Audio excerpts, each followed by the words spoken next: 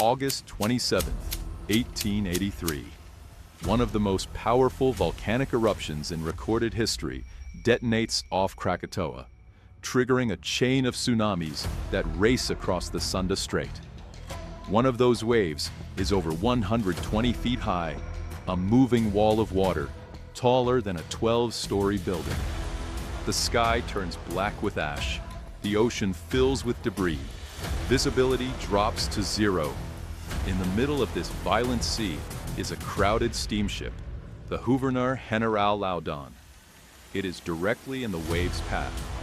About 150 passengers on board, families, children. There is nowhere to go. The only thing standing between them and certain death is a captain forced to give an order that seems to everyone on board like absolute madness. This is Monochrome Documentaries. We bring history's overlooked heroes to center stage. Sunday, August 26, 1883. Captain Johan Lindemann stands on the bridge of the Gouverneur Generaal Loudon. He is a man who knows the sea. He has spent his life reading it, trusting it, working with it. Today, however, the sea is behaving differently. For months, the Sunda Strait has been unsettled. Sunsets burn longer than they should. Violent reds, bruised purples that stain the sky. Fishermen speak of warm water, of pulling their hands back too quickly. And beneath it all, a sound, a low, rhythmic booming. Not constant, distant, with no clear source.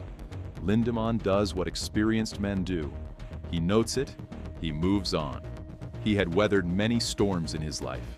Experience taught him control, discipline, the ability to function while the world quietly comes apart. This ship is his responsibility now, his command. At the port of Angers, nearly 150 souls board the Loudon. Dutch officials, local families, prisoners in chains, children running the deck, unaware of anything beyond the railings. Their destination is Telok Betong, a routine crossing of the strait. A short journey, one Lindemann has made before. They depart at 2:45 in the afternoon.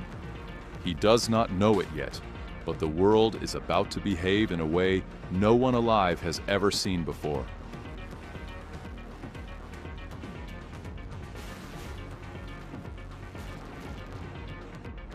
Not long after, the first system fails. On the bridge, the compass needle begins to move. It swings, then refuses to settle. The light changes, the sun doesn't set, it disappears, as if something has been placed in front of it. Ash begins to fall. Not rain, dust, fine and gritty. It coats the railings, stings the eyes, gets into mouths. The horizon fades until sea and sky become one gray mass. By 7:30 p.m., the Loudon reaches Telok Betong. They expect a harbor. Lights, boats, noise. No signals, no movement, only silence, and a bay that rises and falls in short, violent motions that have nothing to do with the tide. Just after midnight, Lindemann sends his first mate ashore. The mate returns an hour later. The pier is already underwater. Boats are being smashed apart the moment they touch the surf. A nearby government steamer shouts a warning. Do not attempt to land. Lindemann understands the position immediately. He cannot unload the passengers. He cannot safely return to open water. And he cannot see. He orders the Loudon move farther out into the bay, away from shore, anchored in deeper water. They will wait for morning. He believes the light will return. He believes the danger has passed. It hasn't. Morning will not come.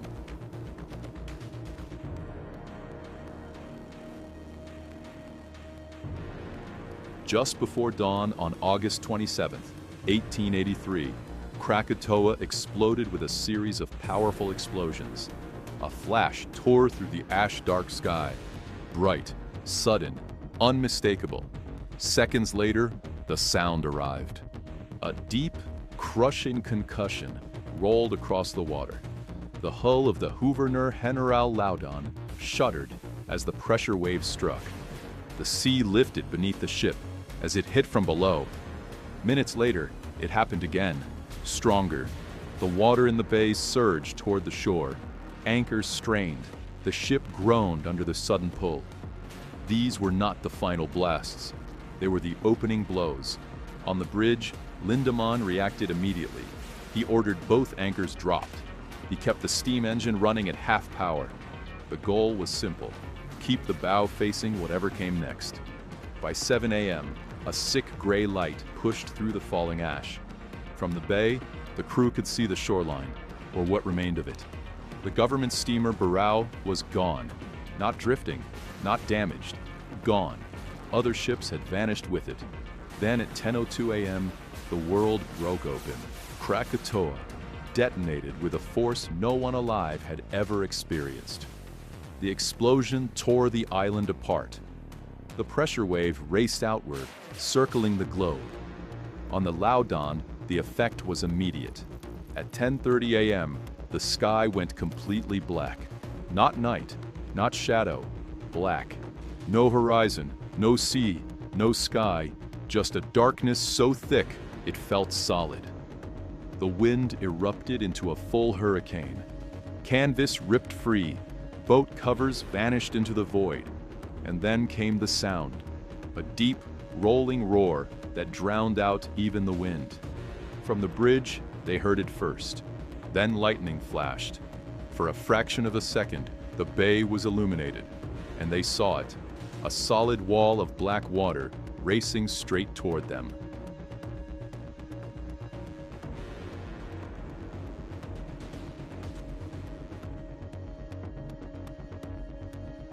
The wave was a towering surge, compressed by the narrow bay into a single unstoppable mass.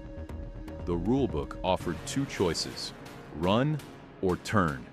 Neither was possible. The wave was too fast, and turning broadside would mean being rolled and broken in seconds. Lindemann had only moments. To his left, the coast of Sumatra, a killing wall of rock and surf. To his right, open water, unreachable. And in that split second, he made his decision.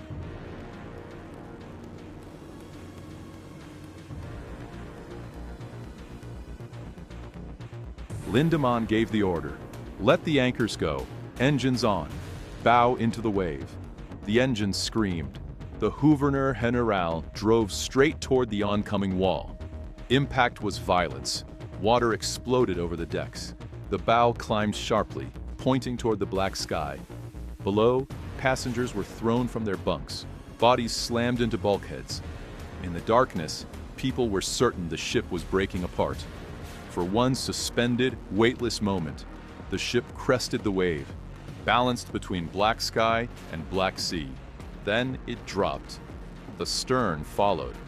The ship slammed down the far side with a bone-crushing lurch. They were still afloat. The danger was not over. The ash thickened. Not dust now, mud, heavy, wet, relentless. It fell in sheets, sticking to every surface, accumulating weight with every second. Lindemann understood the danger immediately.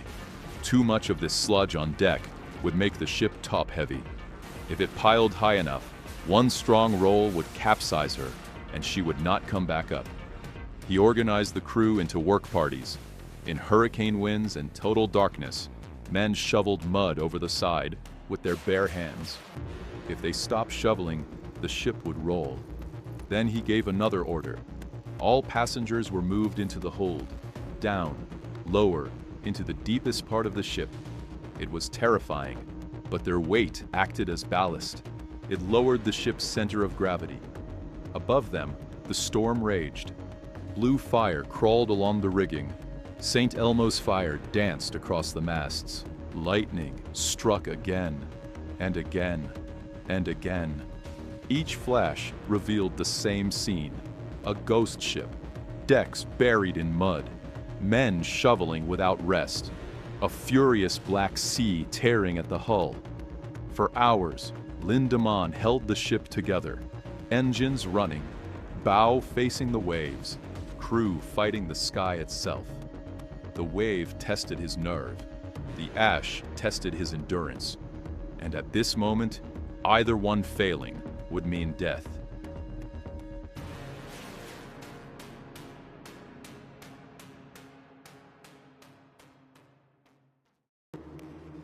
The darkness finally lifted after 18 endless hours. When light returned, it didn't feel like relief. It felt like exposure. The sun came back as a pale, sick disk in a sky choked with ash. The air tasted of metal. The sea was no longer a sea, but a gray soup, floating with rafts of pumice the size of islands. From the deck of the Loudon, the shore looked wrong. Green had been scrubbed away. Villages were nothing but seams of mud and stone. Here and there, a roof stuck up like a bewildered tooth. The Barral, the ship they had last seen at anchor, sat 2 miles inland, a mangled wreck in a field of mud. The Loudon itself floated like proof that luck and stubbornness sometimes line up. Her hull was crusted with wet ash. Her decks were a gray, sticky mess. As the ship limped into Batavia, there was no fanfare, just the stunned silence of a city seeing something it had already mourned. On the dock, strangers cried. Reporters pushed through. The ship had been presumed lost. Below decks, Lindemann sat at a small table and wrote. He logged times, bearings, orders, a machine of detail in a body that would not forget. His handwriting was steady. These pages would later be read by scientists as one of the clearest eyewitness records of the disaster. When the dead were finally counted, the scale staggered the mind. More than 36,000 people were gone. 165 coastal settlements had vanished. And yet, on that one ship, among nearly 150 souls, nobody had died. They did not call it a miracle at Batavia. They called it a wonder, and asked how. The answers were in the log. They were in the hands that had shoveled mud by starlight. They were in the single decision that put the bow to the wave. Lindemann was noticed. He was awarded. But the quieter record lived elsewhere, in the passengers who walked ash from their hair and kept living, and in the pages of a ship's log that would be read for decades for its cold, hard detail. The story traveled home in telegrams and newspaper ink. The tactic, that headfirst charge into a wall of water, entered the language of survival. Among sailors, it became a lesson. Sometimes the only way through is the thing you were taught never to do.